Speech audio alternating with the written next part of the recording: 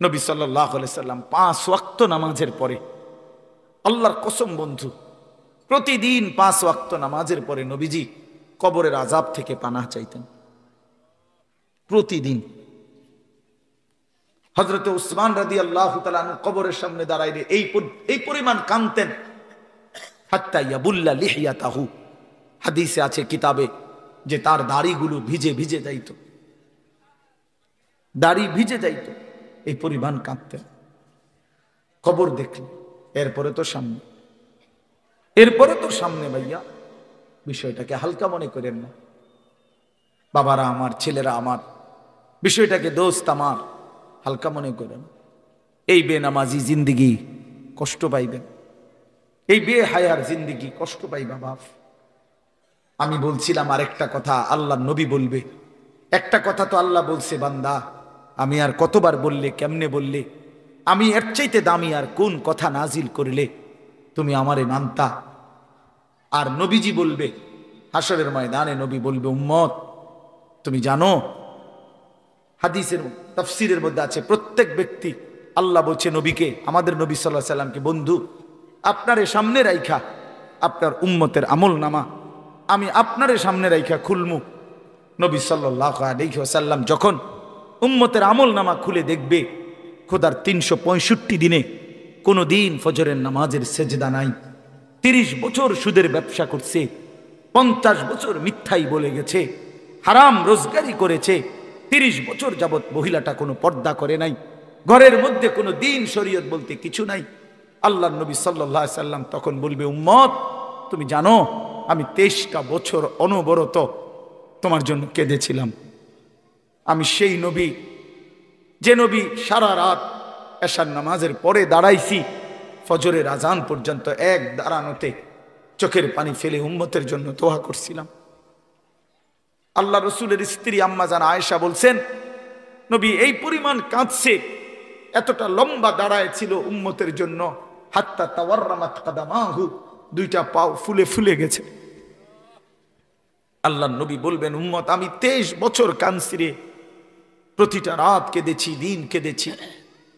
আমি এই পরিমাণ, পিঠটা খুলে দেখাবে চাদর সরিয়ে, আমার উম্মত আমার পিঠটা দেখো, তায়েফের পাথরের আঘাতে আমার পিঠ কি পরিমাণ ছিদ্র ছিদ্র হয়ে গেছে। আমি সেই নবী, যে নবী তোদের জন্য পেটে ক্ষুধার কষ্টে পাথর বাঁধছিলাম 2টা।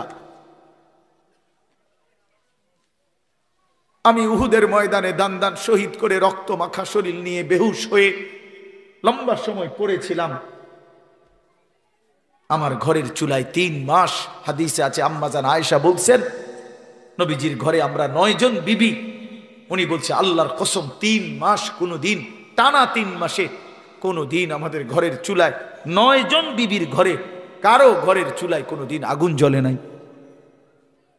3 মাস খেজুর আর পানি দিয়ে আমরা জিন্দেগি কাটাইছি। আল্লাহ নবী বলবেন উম্মত তাহলে এত কাঁদলাম কার জন্য, এত রক্ত ঝরাইলাম কার জন্য, পেটে পাথর বাঁধলাম কার জন্য, বিনিময়ে এটা কি আমল নামা নিয়ে আসছো? ছেলেরা বলো ভাই, একটা ছেলে বলো রাসূলুল্লাহ সাল্লাল্লাহু আলাইহি ওয়াসাল্লামের সুপারিশটা একটা মামুলি ব্যাপার? রাসূলুল্লাহ সাল্লাল্লাহু আলাইহি ওয়াসাল্লাম বলবে উম্মত এটা কি আনলা? আমি এই আমল নামা নিয়া, আমার মতো এত বড় শ্রেষ্ঠ রাসূলের উম্মত তুমি, আমি মালিকের সামনে দাঁড়ামু কেমনে, এটা দেখামু কেমনে? আরে চেয়ারম্যান ভাই আপনি কেমনে দেখাইবেন? আপনার অনুসারী যদি, আপনার অঞ্চলের একজন মানুষের যদি পুরাটা পৃষ্ঠার মধ্যে 110টা মামলা থাকে, আপনি তার জন্য কেমনে নিবেন? আপনি একজন উপরস্থ পদস্থ কর্মকর্তার কাছে আপনি কিভাবে সুপারিশ করবেন? বেটা তোর তো কিছুই নাই বেটা, শুধুই অপরাধ আর অপরাধ ছাড়া।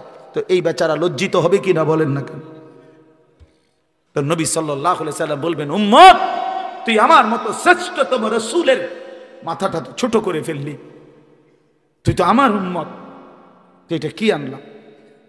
আমি কেমনে দেখাবো এটা আমার মালিকের সামনে যে রব্বুল আলামিন এটা আমার উম্মতের আমল নামা?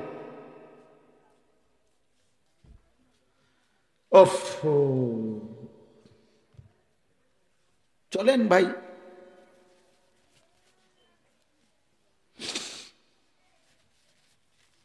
এই এজন্য দোস্ত আমার, বন্ধু আমার, আমি দিবানিশি এই চিৎকার চেঁচামেচি করি, এই আহাজারি আমার অনেক দিনের। মুসলমানের সন্তান ফিরবে, নওজওয়ানরা ফিরবে, মুসলমানের যুব সমাজ নামাজ পড়বে, আল্লাহরে চিনবে, এটাই আমার স্বপ্ন, এ আমার দিলের তামান্না। কারো প্রতি আলহামদুলিল্লাহ এখন আর দিলে শত্রুতা রাখি না, কারো বিরোধিতা, কারো প্রতি হিংসা করার কোনো সময়ও নাই, বিশ্বাস করেন, একদম সময় নেই, সময়ই তো না। আমি জুমার নামাজ পড়াইছি ঢাকা মোহাম্মদপুর আদাবর, আমার জুমা, ওইখান থেকে আমি জুমার পরে রওনা দিয়া মাগরিবের পরে রোয়াচালা বয়ান করছি, এশার একটু পরে ওই মুসাগারা বয়ান করছি, এরপরে এখানে এসে বয়ানে বসছি, শুধু অজু করছি, শুধু অজু, শুধু সময় বাঁচানোর জন্য মসজিদের খানাটা খাই নাই, হোটেলে, পথের একটা হোটেলে মদনপুর পার হয়ে আইসা অল্প কয়টা ভাত খাইছি। এটা বলার উদ্দেশ্য হলো কেরামতি বুজুর্গি বুঝানো না, আল্লাহর কসম বুঝানো হইল এই কথার ফিকির যে কাউরে প্রতিপক্ষ ভাববার কোনো দরকার নেই, কোনো দরকার নেই। আল্লাহ আমাদের সবাইকে বুঝ দান করেন। নবীজি সাল্লাল্লাহু আলাইহি সাল্লামের হাঁটু মুবারকের সাথে মুখোমুখি করে হাঁটু মিলাইয়া বসছে, তো ফলে কি হইছে? ফলে নবীজির হাঁটু মনে করেন এদিকে, উনি এদিকে হাঁটু একদম বরাবর করে বসছে, এখন হাঁটুও বরাবর, বুকও বরাবর, চোখও বরাবর, ঠিক না? আমরা দুইজন যদি এরকম মুখোমুখি বসি, উনি আমার দিকে আমি ওনার দিকে, একদম হাঁটু বরাবর করে, তাহলে দুইজনের দিল, বুক, চোখ, পুরা চাহনি সব বরাবর। এরপরে তিনি আল্লাহ নবী সাল্লাল্লাহু আলাইহি সাল্লামের কাছে জানতে চাইছেন, মাল ঈমান, ইয়া রাসূলুল্লাহ ঈমান কি? নবীজি উত্তর দিছেন। মাল ইসলাম, ইসলাম কি? নবীজি উত্তর দিছেন। মাল ইহসান, ইহসান কি? নবীজি উত্তর দিছেন। মাতাস সাআ, কিয়ামত কখন হবে? নবীজি বলছেন তুমিও জানো না, আমিও জানি না। বলছেন ওমা আমারাতুহা, কিছু আলামত বলেন, কিয়ামতের চিহ্ন বলেন। তো নবীজি উত্তর দিছেন।